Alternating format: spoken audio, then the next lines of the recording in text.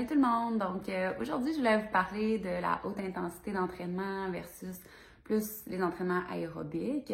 Puis aussi vous partager un petit peu mon expérience en entraînement. C'est pas parce que moi ça a fonctionné pour moi que ça fonctionne nécessairement pour tout le monde. Sauf que je trouve que en expliquant mon expérience, des fois ça apporte une différente perspective pour beaucoup de personnes, à mieux comprendre le pourquoi on fait certains entraînements. Donc, je programme beaucoup de plans d'entraînement pour des gens, autant des gens qui veulent juste être en forme que pour la performance. Puis des fois, il y a beaucoup de questions dans le pourquoi je fais tel entraînement, pourquoi pas quelque chose de plus longue durée, ça va brûler du gras, pourquoi je fais quelque chose de plus courte durée, il me semble que je devrais en faire plus. Bon, ça c'est une des plus grosses questions. Donc, avant, moi, quand je faisais fitness bodybuilding, tu sais, je faisais le cardio à jeun. Je faisais probablement le double de volume d'entraînement. Je faisais mon cardio le matin, puis je faisais des grosses sessions de bodybuilding en après-midi. Puis encore probablement plus de cardio en après-midi. Écoute, c'était toujours du cardio. Mais c'est du cardio de comme modéré, léger, mais de longue durée. Ensuite, quand j'ai fini le bodybuilding fitness, j'ai eu mes enfants. Puis après les enfants, je dirais c'est là que j'ai commencé le CrossFit. C'est là que j'ai vraiment changé la façon dont je m'entraînais. Je m'entraînais vraiment la moitié du temps, mais plus intense.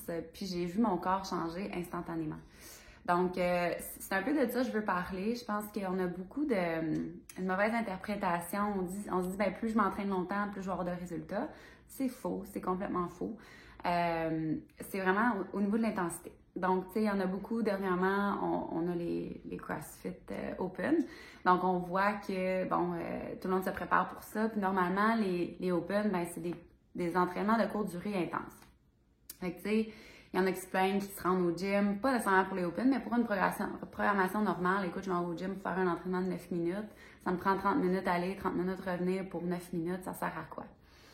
Je suis un peu d'accord dans cette perspective-là. Je peux voir que ça peut être frustrant, sauf que vous devriez approcher cet entraînement-là d'une complètement autre façon.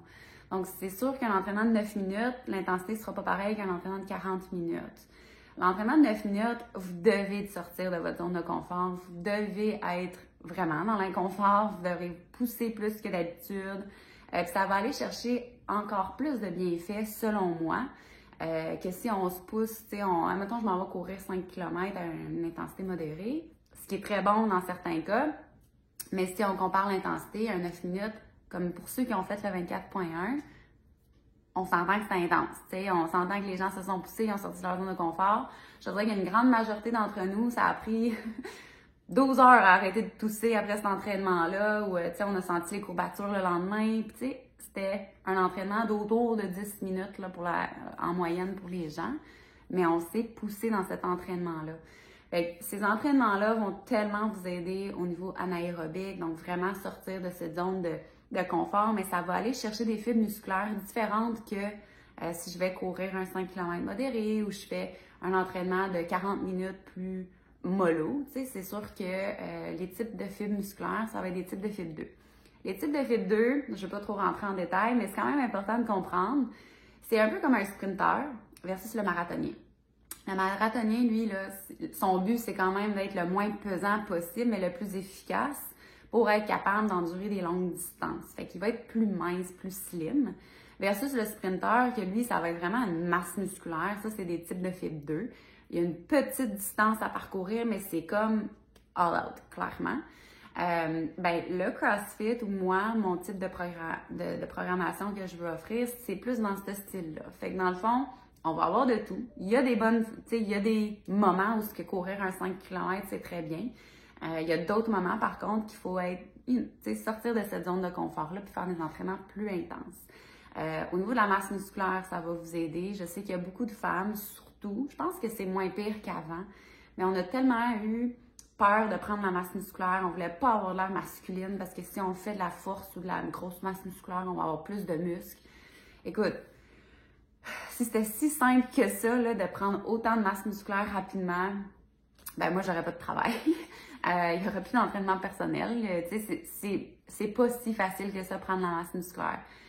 Moi, personnellement, c'est mon objectif constamment, c'est pas nécessairement de prendre la masse musculaire, mais c'est de performer à mon mieux. C'est sûr que moi, mon objectif en ce moment, c'est de prendre la force puis être plus forte. Fait qu'en théorie, oui, ça serait de prendre la masse musculaire ou d'avoir une masse musculaire plus efficace.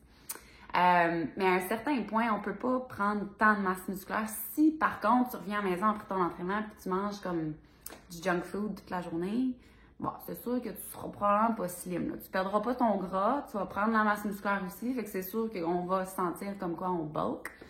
Fait que c'est sûr que l'alimentation a un lien avec l'entraînement que tu vas faire. Fait que tu veux être capable d'avoir une alimentation équilibrée pour te permettre de perdre un petit peu de ta masse grasse, mais que ton entraînement te permette de prendre la masse musculaire. Fait que ça, c'est dans le monde idéal. C'est sûr que de faire ça seul, des fois, on ne sait pas c'est quoi ces quantités-là, quel genre d'entraînement qu'il faut que je fasse. Fait que c'est pour ça que nous, on est là pour vous aider, vous guider dans ce cheminement-là. Fait que dans le fond, ce que je veux dire avec toute cette vidéo-là, c'est de ne pas avoir peur de les entraînements de 9 minutes ou pas d'être déçu ou de 5 minutes, peu importe. Tu sais, Fran, c'est 3-4 minutes, puis tous pendant 3-4 heures après. Ben, c'est de sortir de cette zone de confort-là. Puis après cet entraînement-là, ben, ton corps, il brûle encore des calories. Tu sais, le temps que ça prend pour récupérer de cet entraînement-là est tellement plus grand qu'un entraînement d'endurance qu'on va récupérer quand même plus rapidement. Fait que sortez de votre zone de confort, approchez cet entraînement-là d'une autre vision, c'est de vous dire, écoute, je me pousse plus fort que d'habitude, regardez à quel point vous pouvez aller, au pire, vous frappez un mur à 5 minutes, puis c'est pas grave, on essaie de rester sur le train les 5 dernières minutes de l'entraînement, mais ça va tellement vous aider à atteindre des objectifs, à progresser plus rapidement, bâtir de la force, bâtir votre capacité aérobique, prendre la masse musculaire, perdre du gras, tout a un lien avec ça. C'est pour ça que j'encourage fortement d'y aller souvent plus intense qu'on pense, puis d'être capable de sortir de cette zone de confort-là. J'espère que ça vous a aidé. Je sais que je pourrais en parler longtemps.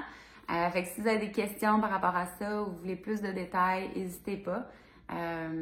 Mais j'aimerais ça que votre prochaine fois, vous allez vous entraîner, essayez, à moins que c'est un entraînement de 40 minutes, là, essayez de pousser un petit peu plus que vous poussez normalement.